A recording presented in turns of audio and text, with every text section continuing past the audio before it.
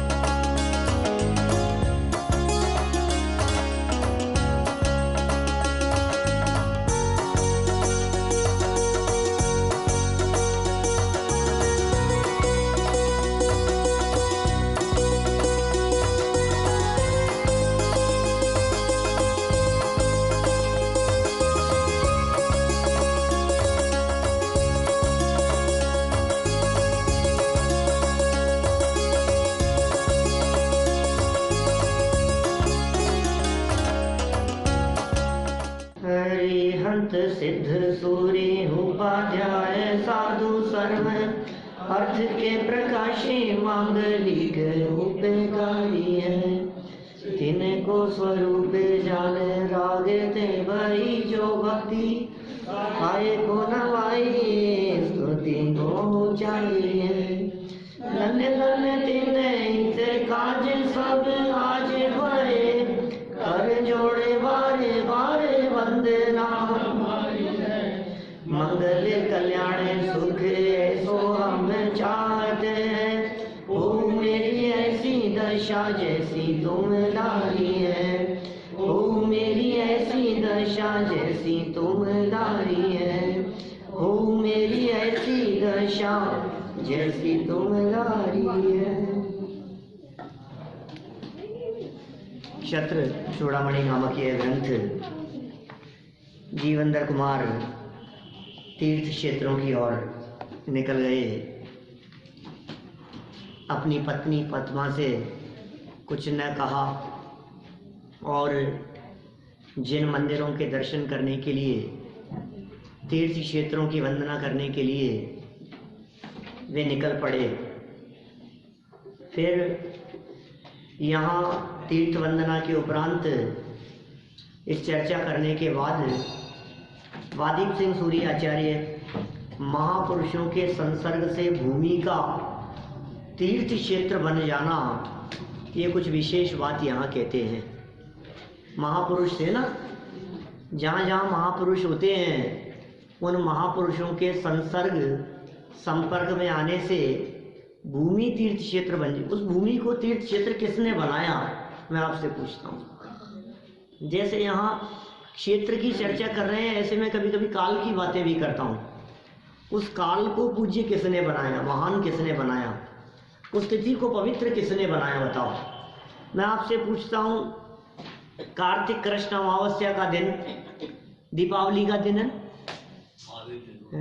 भगवान महावीर स्वामी के निर्वाण का दिवस है, बहुत पवित्र दिन है, बहुत अच्छा मानते हैं। अच्छा, चैत्र शुक्ला त्रयोदशी का दिन महावीर जयंती का दिन, यार बहुत क्या मुहूर्त है, बहुत गजब का। महावीर जयंती से अच्छा क्या मुहूर्त होगा। तो मैं पूछ रहा हूँ आपसे, महावीर स्वामी मुहूर्त देख करके पैदा हुए थे? ऐसा तो नहीं है। जिस दिन उनका जन्म हो गया वो तिथि अच्छी हो गई, ऐसा ही तो हुआ। और लगाओ इस तरह की बातें। ऋषभ देव स्वामी का आहार कौन से दिन हुआ? अक्षय तृतीया के दिन, वैशाख शुक्ल तीज। वैशाख शुक्ल तीज जब ऋषभदेव स्वामी का आहार नहीं हुआ था उसके पहले उस तिथि को कौन महान मानता था, कौन अच्छी मानता था? कोई जानता ही नहीं था कि तिथि एक ठीक है, जो होगी क्या है, एक सामान्य दिन था। लेकिन ऋषभदेव स्वामी का आहार क्या हो गया उस दिन, वो तिथि महत्वपूर्ण हो गई। माने तिथि का महत्व किस वजह से है? उस दिन काम अच्छा हुआ किसी महापुरुष के जीवन में, तो वो तिथि अच्छी हो गई। कितनी तिथियां ऐसी हैं, कितने मुहूर्त ऐसे हैं। रक्षाबंधन का दिन क्यों साहब? अरे वाह, बहुत अच्छा दिन है। क्यों क्यों हो गया साहब अच्छा दिन? ये बतला दो कि काम अच्छा हुआ तो दिन अच्छा हो गया। वास्तव में दिन कोई अच्छा बुरा नहीं होता। महापुरुषों द्वारा जिस दिन कोई बहुत विशेष कार्य किया गया हो, या महापुरुषों के जीवन में जिस दिन कोई बहुत विशिष्ट घटना, विशिष्ट उपलब्धि स्वरूप घटी हो, वो तिथि जगत में महान मान ली जाती है। ठीक उसी प्रकार जो स्थान, जो क्षेत्र महापुरुषों से संबंधित रहा, वो क्षेत्र अपने आप में पूज्य हो गया, वो क्षेत्र अपने आप में तीर्थ क्षेत्र बन गया। हस्तिनापुर को तीर्थ क्षेत्र किसने बनाया? बताओ, किसने बनाया है? शांतिनाथ भगवान के कल्याणक हुए ना, शांतिनाथ स्वामी, कुंथुनाथ स्वामी, अरनाथ स्वामी। यदि ये तीर्थंकर वहां न हुए होते, कौरव पांडव यदि वहां हस्तिनापुर में ना हुए होते, तो हस्तिनापुर को कौन महान मानता? अच्छी जगह, वो तीर्थ क्षेत्र क्यों हो गया? यहाँ कितनी सुंदर बात वादीप सिंह सूरी आचार्य देव ने दी। महापुरुषों के संसर्ग मात्र से भूमि तीर्थ क्षेत्र बन जाती है, तीर्थ बन गया। कहते नहीं, यहाँ तो तीर्थ बन गया। ये तीर्थ क्यों बन गया? किसी बिल्कुल साधारण सी भूमि थी, उस जगह पर कुछ नहीं होता था, और कोई महापुरुष ने वहां जाकर के अपना स्थान बनाया उस क्षेत्र को, तो वो अपने आप में ही क्षेत्र महान हो गया महापुरुषों के स्थान से। देखिए आप इसी हेडिंग के अंतर्गत 5 नंबर का श्लोक 275 नंबर पेज पर,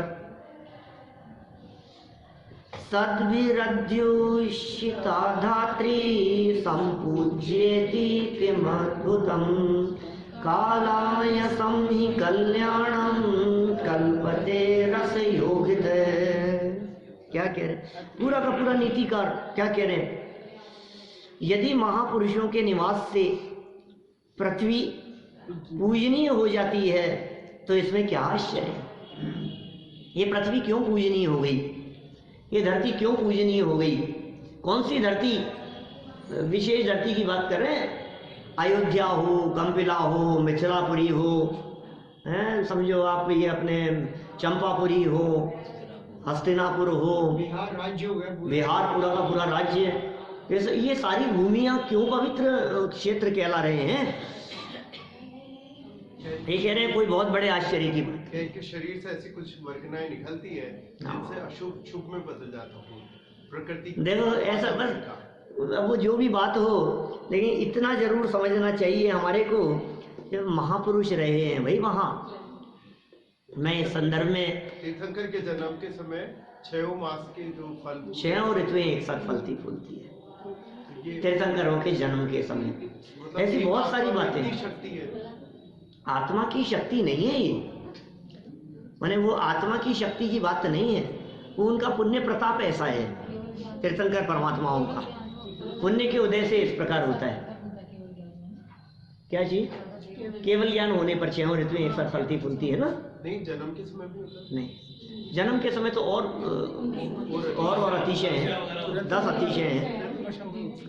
चलिए खैर, हम तो ये कह रहे थे महापुरुषों के स्पर्श से संस्पर्शित भूमि भी वो पवित्र हो जाती है, पूज्य हो जाती है।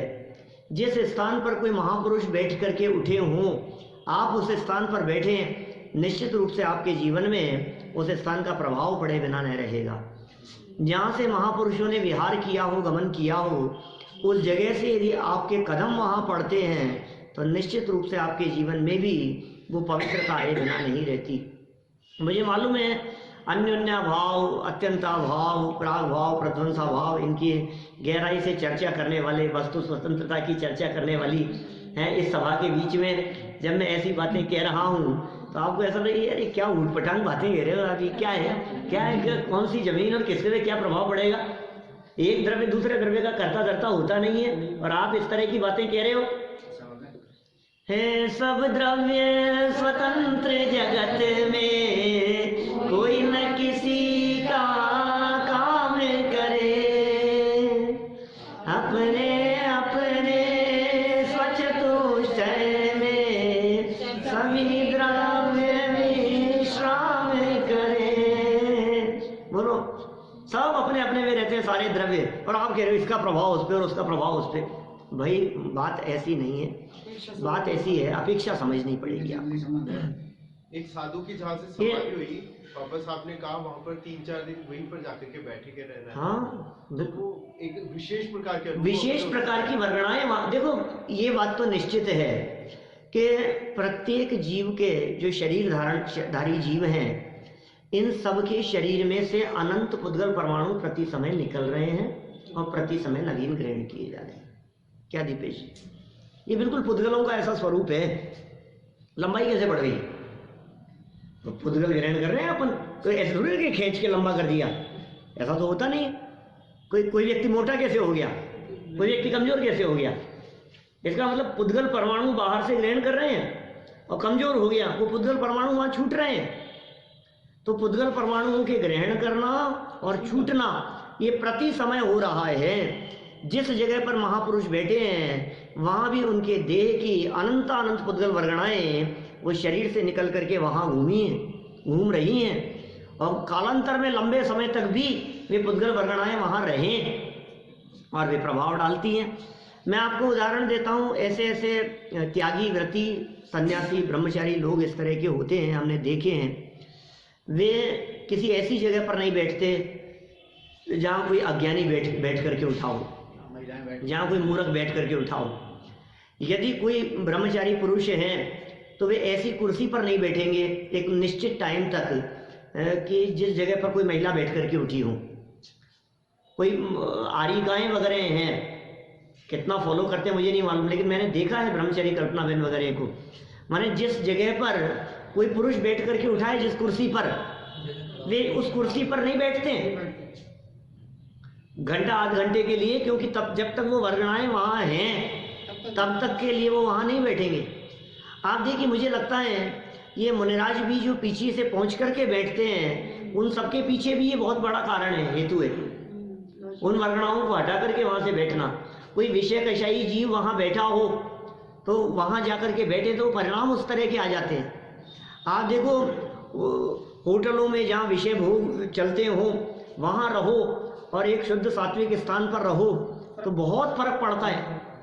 आप हिल स्टेशन पर जाओ तो आपके परिणाम अलग तरह के होते हैं, और आप तीर्थ क्षेत्र पर जाओ तो आपके परिणाम अलग तरह के होते हैं। उसका क्या हेतु है? जहाँ मंदिर है उस धर्मशाला में रुको तो अलग परिणाम, और बिल्कुल सही बात है, ऐसा ही है। जिस जगह पर जिन मंदिर की ध्वनि, आवाज, तत्वज्ञान की चर्चाएं गुंजायमान रहती हो, भाषा वर्णना से उन परमाणुओं में उस तरह की क्षेत्रगत भी इस तरह की योग्यताएं हुआ करती है। एक उदाहरण मेरे को याद आ रहा है, ऐतिहासिक घटना। सिंहासन बत्तीसी के नाम से एक सीरियल बहुत पहले, कोई 25-30 साल पहले टीवी पर आया करता था, दूरदर्शन चैनल पर। विक्रमादित्य सिंहासन बत्तीसी के नाम से आता था। और टीले पर बैठ करके एक बच्चा न्याय किया करता था। टीले पर बैठता था और कोई भी आते थे वहाँ गांव वाले लोग, वो न्याय करता था उनका, और सटीक बात निकलती थी और ऐसी ऐसी बातें रहस्यमय निकलती थी कि सबको समाधान प्राप्त होता था। सोचे क्या होता है। अब वैसे जनरल बात करो तो मूर्ख, बुद्धि नहीं है उसमें, और वहां बैठ करके जब वो बोलता था वही बातें होता था। फिर क्या हुआ, बाद में कालांतर में उस जगह की खुदाई हुई उस टीले की, तो नीचे से विक्रमादित्य का सिंहासन निकला। माने जिस स्थान पर बैठ करके वो बालक न्याय करता था, वो स्थान पर बैठ करके किसी जमाने में राजा विक्रमादित्य न्याय किया करता था। वो उसका प्रभाव पड़ रहा है उसके ऊपर। बन गया, कालांतर में हो जाते हैं। अभी जहाँ समुद्र होते हैं वहाँ रेगिस्तान हो जाते हैं, जहाँ रेगिस्तान होते हैं वहाँ पहाड़ खड़े हो जाते हैं, पहाड़ों की जगह जमीन मिट्टी हो जाती है। ये सब हजारों हजारों साल लगते हैं इन सब चीज़ों में। आप 500 साल पहले जाकर के देखो तो जिस जगह पर हम बैठे हुए हैं यहाँ जंगल था, मालूम, सिर्फ 500 साल पहले, हजारों साल की बात नहीं कर रहा हूँ। 300 साल पहले, 300 साढ़े 300 साल पहले जयपुर बसाया राजा सवाई जयसिंह ने। उससे पहले जयपुर नहीं था, आमेर में कुछ बस्ती हुआ करती थी, यहाँ सारा जंगल था, पूरा नगर बसा 300 साल पहले। 500 साल पहले जाकर के देखो तो चारों तरफ क्या था। आज के 100 साल पहले जाओ, 500 नहीं, सिर्फ 100 80 साल पहले जाओ तो ये चार दीवारी जो है ना, ये अपने सांगानेरी गेट, अजमेरी गेट, इसके बाहर सब जंगल था। अब ये तो सब बुजुर्ग लोग बतलाते हैं, दरवाजे बंद हो जाते थे ये सब।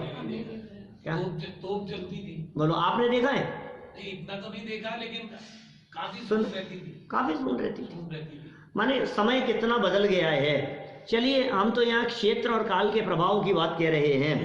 यहाँ इन्होंने कहा वास्तव में देखो आप, यदि महापुरुषों के निवास से पृथ्वी पूजनीय हो जाती है तो इसमें क्या आश्चर्य है। निश्चय से काला लोहा भी रस प्रक्रिया से स्वर्ण रूप हो जाता है। स्वतंत्र है सब तरफ में, मतलब पुद्गल ही रहेगा, लेकिन उसकी अवस्था बदली है। द्रव्य स्वतंत्र है का अर्थ काला लोहा स्वर्ण में बदल गया तो पुद्गल ही रहा, उसकी अवस्था बदली। हम उसे लोहे और सोना देख रहे हैं, उसका पुद्गलत्व नहीं देख रहे हैं। उसमें जो पुद्गल के परमाणु हैं, उन परमाणुओं की अवस्था बदली है। लकड़ी होती है, पेड़ होता है, और उसको काट पीट करके उसका फर्नीचर बन गया। फर्नीचर था, वो उसको जला दिया गया तो कोयला बन गया। कोयला था तो और जला दिया तो राख बन गई।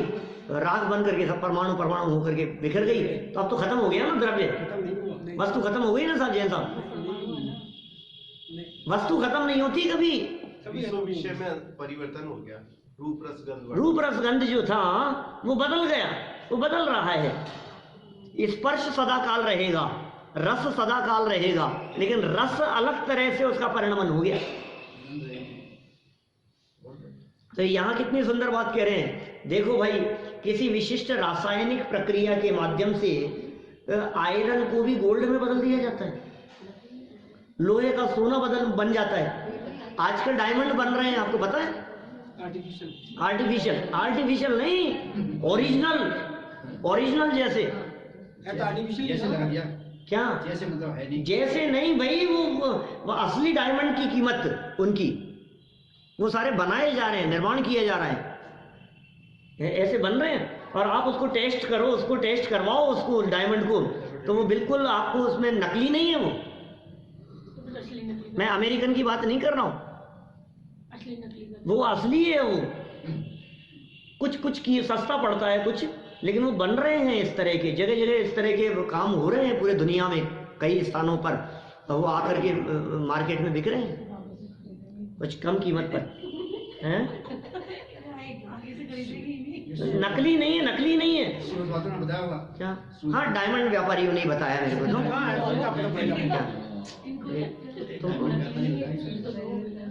चीज दो नहीं, वो वही चीज मिलेगी आपको। वो उसको टेस्ट करवाओगे आप लेबोरेटरी में तो आपको ओरिजिनल डायमंड ही मिलेगा, दिखेगा वो, ऐसा है।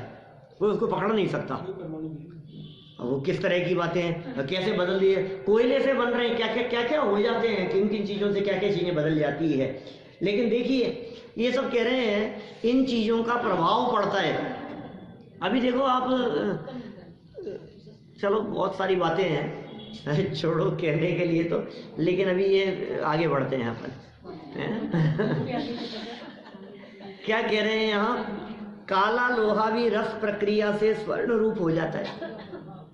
चलो सरल अर्थ देखो, सज्जन अर्थात श्रेष्ठ महापुरुष, तीर्थंकर आदि पंच परमेष्टियों के निवास सहवास से वह भूमि पूजनीय तीर्थ क्षेत्र बन जाती है।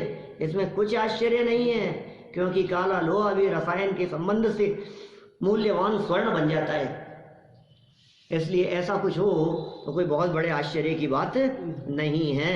यहाँ आकर के अपने इस मंदिर में आकर के लोग समझदार बन जाते हैं, ज्ञानी बन जाते हैं, अभ्यासी बन जाते हैं, तो इसमें कौन से आश्चर्य की बातें है। यहाँ ज्ञान की वर्गणाएं विचरण करती है। यहाँ 300 वर्षों में, मैं तो कहता हूँ कभी कभी ऐसी बात, पूरे विश्व में ऐसा कोई मंदिर नहीं है। जिस मंदिर में दीपेश जी आप बैठे हैं, पूरे विश्व में ऐसा कोई मंदिर नहीं है। ऐसी महिमा है इस मंदिर की, अनुभव में आता है, बिल्कुल आता है।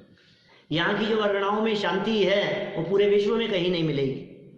यहाँ जो तत्व ज्ञान और भाषा वर्गणाएं, जो अनेक सैकड़ों विद्वानों की जो भाषा वर्गणाएं इस मंदिर में गूंज रही है, चारों तरफ प्रवर्तमान है, वो दुनिया में कहीं नहीं मिलेगी। आज वैज्ञानिक लोग भी इस बात को स्वीकार करते हैं कि भाई है, हम मानते हैं, वो भाषा को पकड़ने का प्रयास करते हैं, उन वर्गणाओं को तलाशने का प्रयास करते हैं। नष्ट नहीं हो सकती वो, भेज ही रहे ना मोबाइल के अंदर। हाँ, यहाँ बोलो या प्रवचन सभा नहीं होते, मंदिर नहीं है, मुख्य का मंदिर। हाँ, भूख के सुना मेरे प्रवचन में आपने, ग्वालियर में कही थी मैंने ये बात, अभी पंच कल्याणक में। ये जो है, ये समूह शरण है। जिन मंदिर समूह शरण के प्रतीक है, आप जानते हैं, यहाँ से जाने की इच्छा ही नहीं होती है। ये जैन मंदिर समूह शरण के प्रतीक है। लेकिन समूह शरण के प्रतीक कब बनेंगे? समूह शरण किसका नाम है? भगवान तो बैठे हों और भगवान की वाणी ना चले तो काय का समूह शरण? जहाँ भगवान भी विराजमान हो और जहाँ भगवान की वाणी भी गुंजायमान होती हो, वे जिन मंदिर समूह शरण के प्रतीक है। इसलिए मंदिरों में तो शास्त्र सभा चलनी ही चाहिए, स्वाध्याय सभाएं होनी ही चाहिए, चर्चा करने वाले लोग होने ही चाहिए। कहीं भी, मैं नहीं कहता हूँ, यहाँ तो आते हैं सब लोग, लेकिन यहाँ के अलावा भी आप जिस मंदिर में दर्शन करने के लिए जाते हैं, जहाँ भी जाते हैं, 10 मिनट के लिए बैठे, 4 लोगों को लेकर के बैठे, लेकिन चर्चा करने के लिए जरूर बैठे। मंदिर में धर्म चर्चाएं चलनी चाहिए, आने वाले लोगों को प्रेरणा मिलती है, नई आगामी पीढ़ी को ये प्रेरणा मिलती है कि हमें भी पढ़ना चाहिए, हमें भी सीखना चाहिए। बैठते थे, हमारे पिताजी बैठते थे, चाचा जी बैठते थे, अंकल बैठते थे, तो ये सब पता लगता है। ये परंपरा कैसे चलेगी? तो चक्कर लगा करके चले गए मंदिर में, इस समूह शरण में आए और भगवान की सुने बिना चले गए, तो फिर क्या लाभ मिलेगा? अस्पताल के चक्कर लगाने से तबीयत ठीक नहीं होती सर।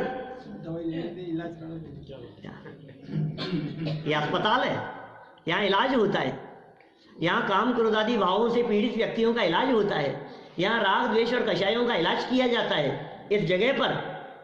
और आप किस लिए आए हैं पता नहीं मेरे को, लेकिन बोलते तो यह हैं, क्या?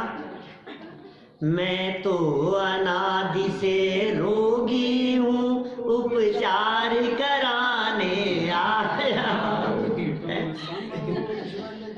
पाने को जल जल भर कर लाया हूँ, प्रभु जन्म जरा मृत्यु नाश करो, है संतोष हृदय स्वामी, हे पंच परम परमेष्टि प्रभव दुख मेटो अंतर्यामी। बोलो कैसी कैसी पूजाएं हैं, साफ साफ लिखे हैं, करते भी हैं हम लोग पूजाएं। क्या कहा पूजा में? बोलो, मैं तो अनादि से रोगी हूँ, तो फिर आया क्यों है? उपचार कराने आया हूँ। हे भगवान, आपके मंदिर में क्यों आया हूँ? इलाज कराने आया हूँ। तो फिर इलाज हुआ कि नहीं तेरा? तूने देखा कि नहीं? देखता ही नहीं है, इसको कुछ होश ही नहीं है। क्यों आ रहे हैं मंदिर, किस लिए चक्कर लगा रहे हैं? रोज आ रहे हैं, चक्कर लगा रहे हैं, हाथ जोड़ते हैं, अष्टांग नमस्कार करते हैं, 3 प्रदक्षिणा देते हैं, भक्ति स्तुति बोल बाल करके पूजन करके चले जाते हैं। अरे तुम क्यों आ रहे हो रोजाना यहाँ, चक्कर क्यों लगा रहे हो? अनादि से रोगी हूँ, उपचार कराने आया हूँ। हे जिनेंद्र देव, आपके चरणों की शरण में उपचार कराने की भावना से आया हूं मैं। तो जिन मंदिर में उपचार होता है, क्या होता है? तो मेरी तो तबीयत ठीक नहीं हुई, आप कह रहे हैं उपचार होता है। चलो आपसे पूछता हूं, अस्पताल में क्या होता है? अस्पताल में क्या होता है? मरीजों का इलाज होता है साहब। अस्पताल में तो इलाज होता है पक्का। तो मेरी भी तबीयत बहुत ज्यादा खराब है, तो मैं भी जाकर के आता हूँ अस्पताल।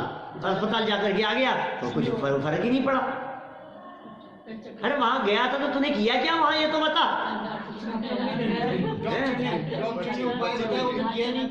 डॉक्टर से मिला था कि नहीं, मैं तो आपने ये कब कहा था कि डॉक्टर से मिलना है। कुछ चर्चा हुई थी कि नहीं नहीं, आपने तो कहा अस्पताल में इलाज होता है, तो मैं तो अस्पताल जाकर के आ गया। तूने उनकी सुनी कुछ कि नहीं सुनी? तो अस्पताल के चक्कर लगाने वालों का इलाज नहीं होता। उसी तरह से जिन मंदिर में जिनेंद्र देव को अपनी अपनी सुना करके आने वालों का इलाज नहीं होता। कुछ जिनेंद्र भगवान की भी सुनो, कुछ प्रभु की सुनो। वे क्या कह रहे हैं? ये केवली मूक केवली हो जाएंगे। ये जिन मंदिर में प्रतिमाएं तो हो और भगवान की वाणी न चलती हो, तो वे मंदिर कैसे होंगे? हम उन मंदिरों को समूह शरण कैसे कहें? देखो, जहां अरंत भगवान बैठते हैं उस स्थान का नाम समूह शरण है ना। समूह शरण किसका स्थान है? समूह शरण में कौन बैठता है? अरंत भगवान। अरहंत भगवान नहीं हो, पूरे समूह शरण में से अरंत भगवान को हटा दो और फिर कहो कि बारिक की पूरी सभा लगी हुई है, बोले समूह शरण है। ये क्या बात कर रहे हैं? बिना अरंतों के समूह शरण नहीं होता। अच्छा, अरंत भगवान भी बिठा दो, वो भी है और सभा भी लगी है और उपदेश नहीं हो रहा, तो बोले अभी भी नहीं है। उपदेश हो। ये सारे द्रव्यों की स्वतंत्रता की चर्चा, ये तीर्थ क्षेत्र बन गई। ये भूमि इसलिए बन गई क्योंकि तीर्थंकर परमात्मा वहां बैठे, उन्होंने वहां उपदेश दिया, और उपदेश न भी दिया हो तो उनके स्पर्श से, देह से स्पर्शित वे वर्गणाएं वो उस माहौल को पवित्र कर गई। कभी कभी जब एकेंद्रीय आदि जीवों के जीवन उद्धार की बात करते हैं, क्या पुण्य करते होंगे बोलो? क्या शुभ भाव होता होगा उनको? तो पुण्य पुरुषों के संपर्क मात्र से उनकी वर्गणाओं में पवित्रता आ जाती है, परिणामों में। इतना सा है। निगोदीय जीवों के भी, एकेंद्रीय जीवों के भी तरस पर्याय की प्राप्ति हो जाए, ऐसा कर्म बांध लेते हैं।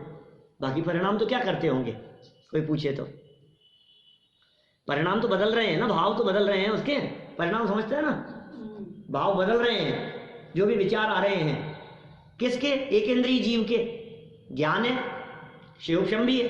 अब क्या भाव चल रहे? एकेंद्रीय के पेड़ क्या सोचते होंगे? पेड़ पौधों के क्या भाव चलते होंगे? एकेंद्रीय है ना, कौन से कायिक? वनस्पति है ना। ऐसे पहाड़ भी है, पृथ्वी कायिक, जल कायिक, अग्नि कायिक और वायु कायिक। तो ये सब एकेंद्रीय है। इनके क्या भाव होते होंगे? इनको क्या तकलीफ होती होगी? इनके क्या क्रोधमान माया लोभ होता होगा? पक्का होता है। ऐसा मोटा मोटा पकड़ में नहीं आता हमारे को, लेकिन वो निश्चित रूप से जिस स्थान पर बैठकर, समझ लो जिस पेड़ के नीचे बैठकर के ज्ञानी धर्मात्माओं ने साधना की, वो पेड़ भी परिणाम ऐसे निर्मल होते हैं उसके अंदर मौजूद जीव के भी, उनके स्पर्श से भाव बदलने में निमित्त बनते हैं उनके। ऐसा होता है। ये सारी बातें सर्वथा नहीं लगाना, क्योंकि जिनकी होनहार खोटी होती है उनको फिर असर भी नहीं करते। क्योंकि ऐसे ही जिन मंदिरों में आकर के चोरी करने का भाव भी आ जाता है चोरों को, आपको ऐसा परिणाम निर्मल हो जाते हैं, तो यहाँ आकर के तो चोरी का भाव नहीं आना चाहिए, यहाँ आकर के तो खोटा भाव नहीं आना चाहिए। इसलिए कहा भाई वास्तव में वस्तु स्थिति तो ये है कि सब स्वतंत्र है, परिस्थितियाँ सारी सब स्वतंत्र हुआ करती है।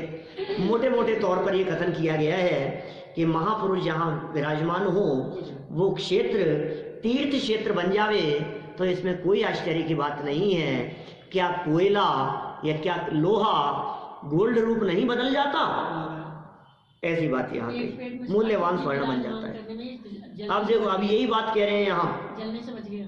हाँ, बोलो आप। तो एक पेड़ के ऊपर, पेड़ की कोटर में एक ग्वाले ने ग्रंथ विराजमान किया।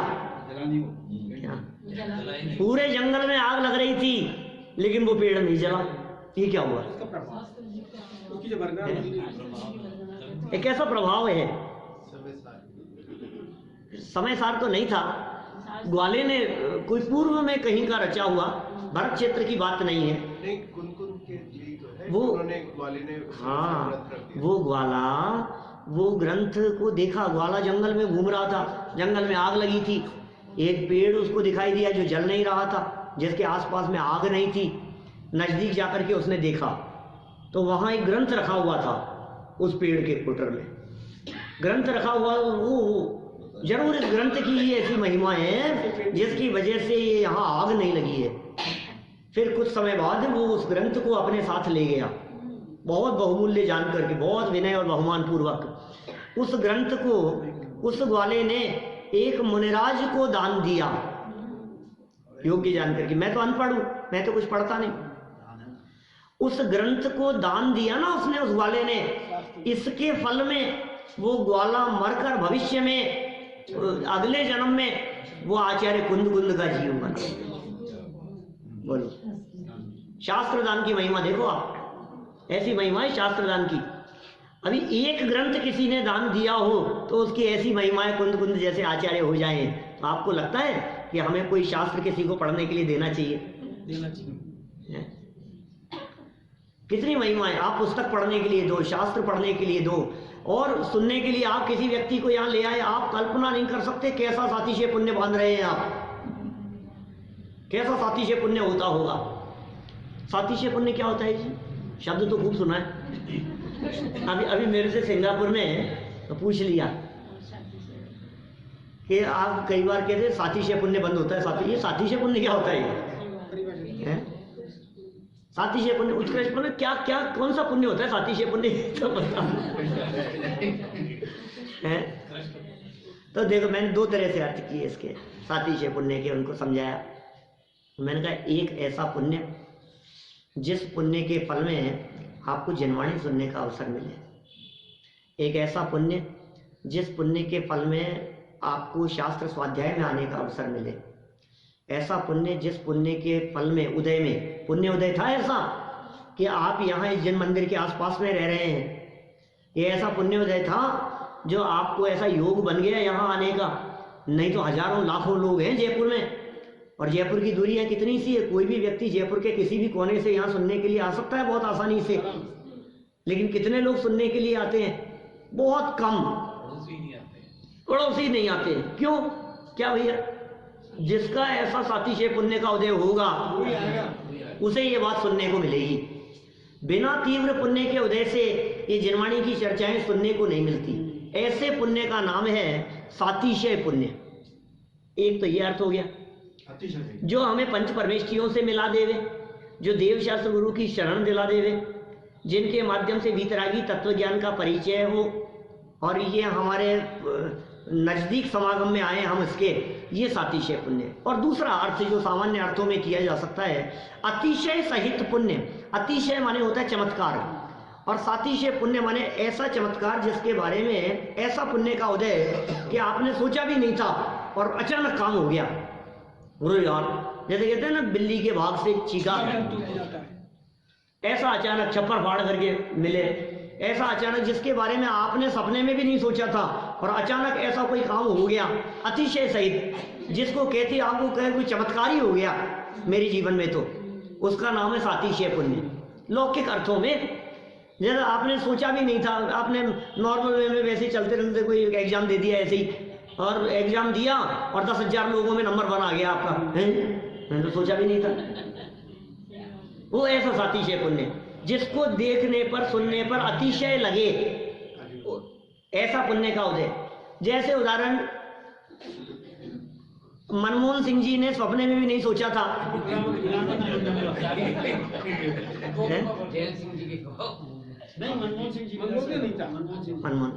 मनमोहन सिंह जी प्रधानमंत्री बने तो उनकी पत्नी को बोले मुझे तो खबर ही नहीं है प्रधानमंत्री बने, उनको ही खबर नहीं।